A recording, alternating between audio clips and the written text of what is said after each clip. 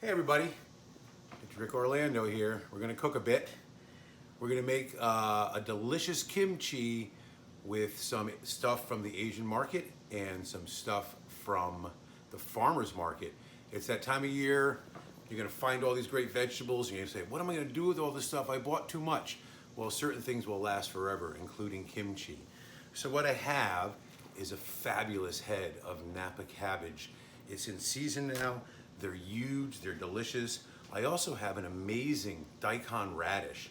Daikon radish is a little milder than red radish. It's used to get that funk, that stink, that flavor that we love. I have some beautiful local garlic cloves here, a little bit of ginger, some scallions, and then I have from the Asian market, red pepper powder, Korean red pepper powder. This is the stuff you need. Regular chili powder will work, but it'll add a different bitterness. This is sweet and just hot enough. I've got a little salt and a little sugar, and frankly, folks, that's all we're going to need. So we're basically looking at two components for kimchi. We're looking at our vegetables, in this case, Napa cabbage, a little carrot, daikon radish, and scallion that have been salted and rinsed, and we'll show you that. And then our seasoning paste, which is garlic, ginger, a little bit of sugar, and the Korean pepper paste to taste. Don't be shy. So you're gonna need a nice basket strainer, a good size one to fit everything. So we're gonna cut up our Napa cabbage. We don't want it to be too small because the kimchi wants texture, and if you cut it too small, it'll turn to mush. You can get right down to the stem, but not to the core. So let's put our Napa in here. The green leaves are good, the white leaves are good. I'm gonna save about, well, maybe half of this half for something else. Maybe I'll throw it in a soup or a stir fry. But meanwhile, let's cut this cabbage up, get it into our bowl. See the core is right there, cut around it. Good. Let's get everything in the bowl here, ready to go. Then, we're gonna add the carrot, which I've grated. And then I took that big daikon radish, I peeled it, and I grated it. It's actually almost stinky already. It's so good. And the last thing we're gonna add to this is some scallion, some green onion. And you wanna use white and green, but not anything too wilted. And cut it into like 1-inch pieces. So again, it remains a bit textural, all right? So we have all this together in a bowl. This is our vegetable mix. Now, we're gonna mix it around now before we salt it. And then we're gonna mix it again and salt it, and we're gonna give it about an hour to an hour and a half to let the salt do its work. What the salt is gonna do, and we're going probably about 2 cups here, we're gonna let the salt pull some of the liquid out and give it some more crunch, and also begin the fermentation process. So check this out. Massage it, don't be afraid, you can't hurt it. You can't hurt it, it's already dead, but it's delicious. Twist it, turn it, make sure it's all distributed. All right, now it's gonna go into the sink. Now that the kimchi is in the sink, I'm gonna put some weight on it. I have a nice mixing bowl here that I put some water in. I'm just gonna press it down. And that's gonna sit for at least an hour. We wanna get some of the liquid out. It could even last a little bit longer. Okay, let's get to work on something else, the seasoning paste. Now we're gonna get to the key, the seasoning paste. What we're gonna do is we're gonna use ginger and garlic. See this little rubber hose? This is the best garlic peeler I've ever seen. Pick them up, you roll them, garlic peels just like that. Look at that. So if you don't have one of these, run out and get one because it's a time saver and kind of a lifesaver. I'm able to peel garlic. Oh, this one didn't come perfect, but yeah, we got it. Really quickly and really beautifully. So I'm gonna need at least 3 to 4 hearty cloves of garlic here. Just roll it with your hand. Try not to make the camera move too much. There you go, 3. Let's go one more big one here. That's for about a half a head of Napa. Give it a roll, and pops right off. Look at that, huh? You know what? I pulled one more from the pantry. Let's do one more. Well, do it again. Right? You hear that little crack and you hear the papers going. And then your garlic clove should come right out, just like that. Look at that. Okay, I have a food processor here. This is a Cuisinart. I'm not endorsing them, but they're really good for home use, boy. So now we have our ginger. So I'm going to show you how to peel ginger. And this is from PBS television in the 80s. Martin Yen. Yen can cook and so can you. Hello, Martin. He showed me on a video once, and all of you, to peel ginger with a spoon. Because if you use a peeler, you're going to cut too much of the ginger off. So look at this. You literally just take your spoon, rub it along your ginger. Everything comes right off, nice and clean and easy. And you know what? You don't even have to get every single bit of ginger, peel off it, I'm sorry.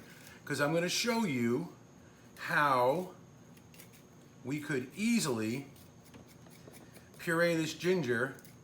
No muss, no fuss, no waste.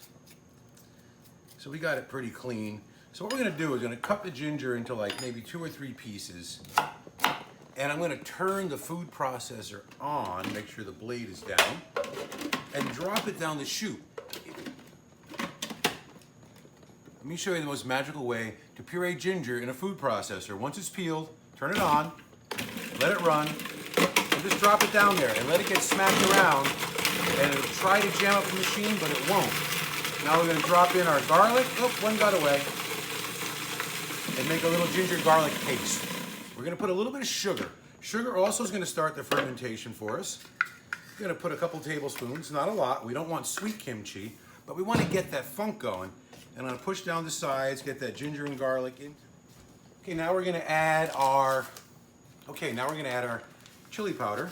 I put about a 1/4 cup in. I'm going to go about a 1/2 cup. I like my kimchi to have a nice kick. I'm going to put the top back on here, and we're going to let this go. And this is going to become our kimchi seasoning paste that we're going to massage into that vegetable mace that we made after it's been salted and strained and rinsed. Push down the sides a bit to get it all in there. We're going to take out the blade, scrape it off, and we're going to use a rubber spatula and get everything, because this is important. This is our flavoring base. And I'm going to want about a cup for about a 1/2 head of kimchi, cabbage. And that'll yield us about 3 quarts of kimchi at the end of the day.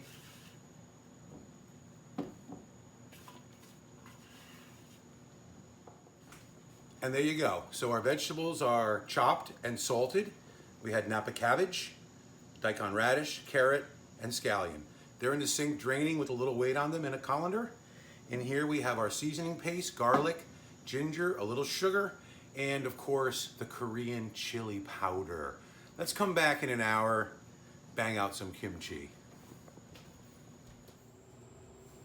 So our Napa cabbage, carrots, daikon have been sitting pressed under this bowl of hot water for about 1.5 hours.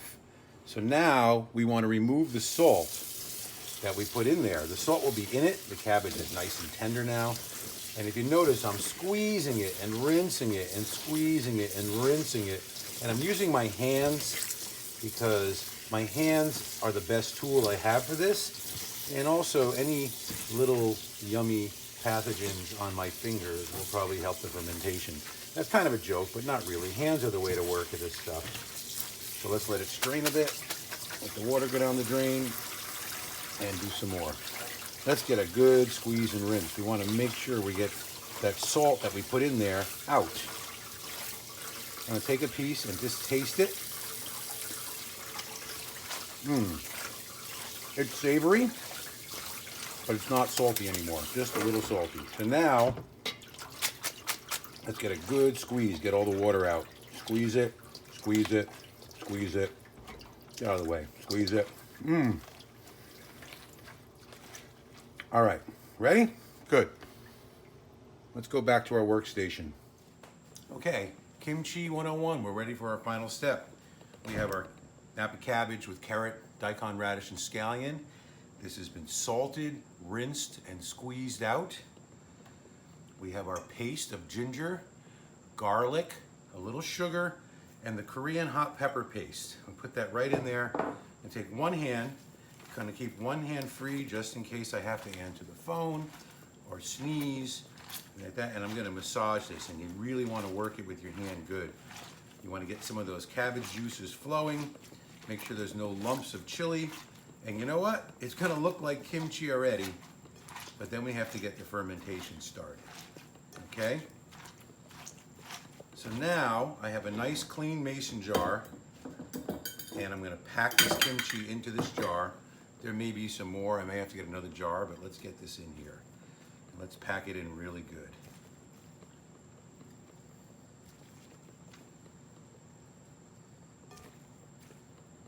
And then the secret to this, of course, is to let it ferment. So what we're gonna do for the fermentation, what I do for the fermentation, is I'm gonna leave this unsealed. I'm gonna take the rubber seal off, and I'm gonna give it a day or two to breathe. I'm gonna leave it out in a dark spot, not cold, not hot. I'll probably put it in the back of the counter somewhere, not too close to the stove. I want it to be about 70 degrees.